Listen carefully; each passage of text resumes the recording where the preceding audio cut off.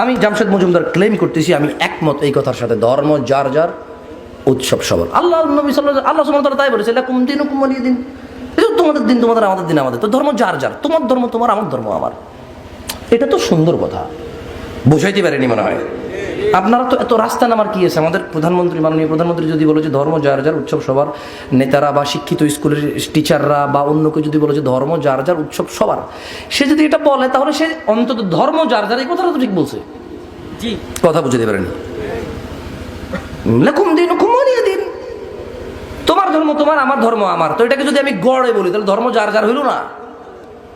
এবার আসলে উৎসব, আমার প্রতিবেশী যদি হিন্দু হয়, 5টা ফ্যামিলি থাকে, তার ছেলে হইল, কি হয়েছে?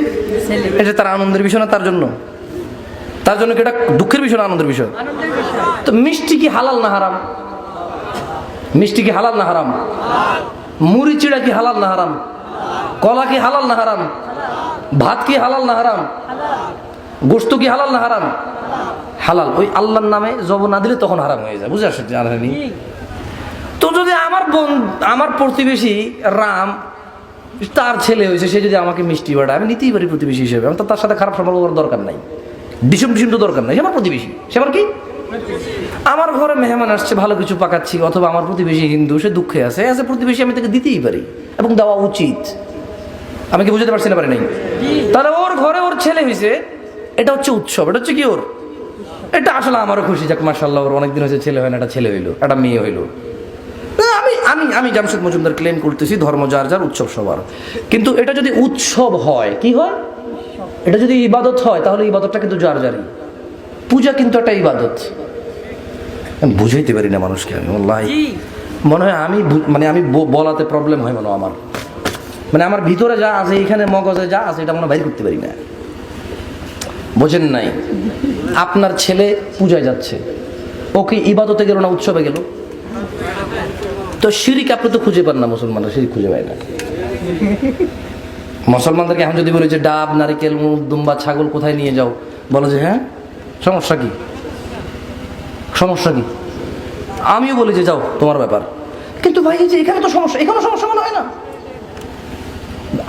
আমার প্রতিবেশী, তার বিলিভ, তার বিশ্বাস হচ্ছে, তার আস্থা হচ্ছে যে মাটি একটা বানাবে, এটাকে মানুষের একটা চেহারা দিবে, এরপর এটাকে সিজদা করবে, তার কাছে মঙ্গল কামনা করবে, অথবা বিপদ থেকে উদ্ধার হওয়ার দোয়া করবে।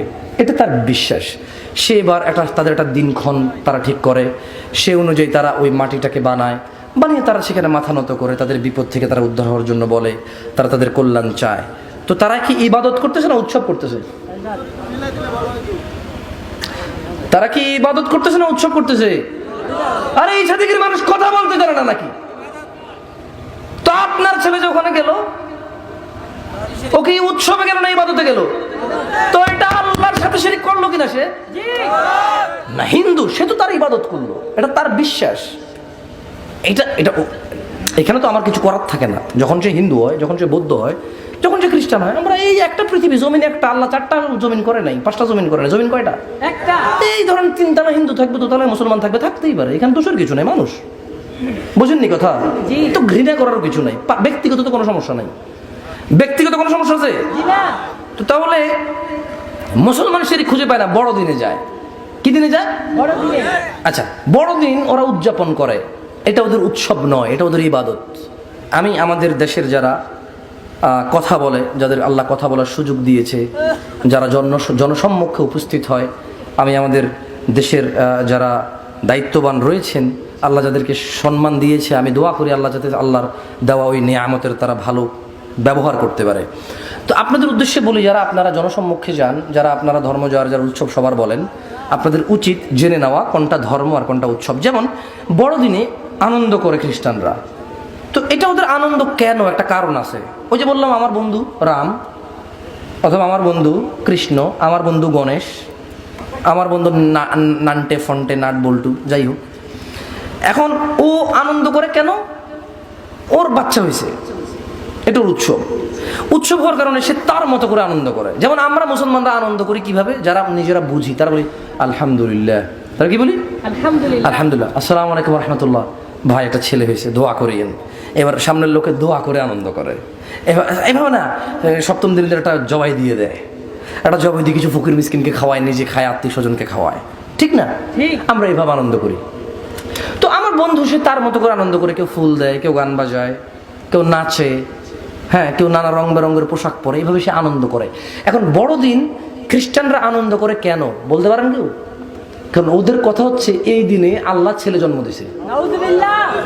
কেন আমি নাউযুবিল্লাহ বলার কি আছে? আপনি তো যাচ্ছেন ওখানে, আপনি তো টোটালি এগ্রি উইথ হিম, আপনি তো তার আনন্দে আনন্দিত, কারণ আপনার কাছে মনে হচ্ছে ধর্ম যার যার উৎসব সবার। আরে ভাই, আমি এগ্রি তো, ধর্ম যার যার উৎসব সবার, আমি জানি তো, হিংসা করা যাবে না। আমার বন্ধু যদি হিন্দু হয়, তারা যদি আনন্দ, সে একটা চাকরি পেল, ধরেন সে একটা চাকরি পেল, এতে কি তার আনন্দ না দুঃখ? সে আমাকে মিষ্টি খাওয়াইতেই পারে, এবার আমি বলবো খাওয়া দোস্ত, বলবো নাকি বলবো না? তো এতে আমার দোষ হয়ে গেছে? আমার দোষ চাকরি হয়েছে। আমরা একই প্রতিবেশী ছিলাম, একই স্কুলে গেছি, একই কলেজে গেছি, প্রায় হাই হেলো হয় আমাদের মধ্যে। তো ও চাকরি পেলো, আমাকে বলতে পারে জামশেদ মিষ্টি খাবি? কেন রে? চাকরি হয়েছে। আরে বেটা খাওয়া, ঠিক আছে না? বলতে পারি কিনা এটা? কিন্তু যদি আমার বন্ধু এবারে খুশি হয়ে একটা মূর্তিকে নিয়ে আসে, নিয়ে এসে একটা আনন্দ উৎসবের ব্যবস্থা করলো, কেন? সে যে খুশি হয়েছে, সে তার বিশ্বাসকে এটা অর্পণ করতে চায়। সে তার মা অথবা তার বিশ্বাস যা আছে, যেমন আমার বিশ্বাস রয়েছে তেমন তারও বিশ্বাস রয়েছে, নাকি নাই? তার বিশ্বাসের সাথে আমার ডিসএগ্রি, কিন্তু কোনো ঝগড়া নাই, কিন্তু কোনো কি নাই, ঝগড়া নেই। আমি বুঝাতে পারিনি মনে হয়। জি, এই সাদিকের মানুষ কি কথা বোঝে? ঠিক আছে, কেউ ভুল বুঝিয়েন না, না বুঝতে আলহামদুলিল্লাহ, আল্লাহ যদি আপনারা কেউ না বোঝানো কিছু যায় আসে না, তবে ভুল বুঝিয়েন না। জি, বুঝাতে পারছি ভাই? বুঝিয়েন না, কোনো অসুবিধা না, তবে ভুল বুঝিয়েন না। তো আমার একটা বিশ্বাস রয়েছে, ওর একটা বিশ্বাস আছে, আমি ওর বিশ্বাসের সাথে একেবারেই দ্বিমত, কিন্তু ওর সাথে আমার কোনো ঝগড়া নাই, পার্সোনাল কোনো সমস্যা নাই। বাট যদি সে আমাকে তার বিশ্বাসের দিকে ডাকে, আমি বলবো যে আই এম ডিসএগ্রি, আমি এটার সাথে একমত হইতে পারলাম না, সরি দোস্ত।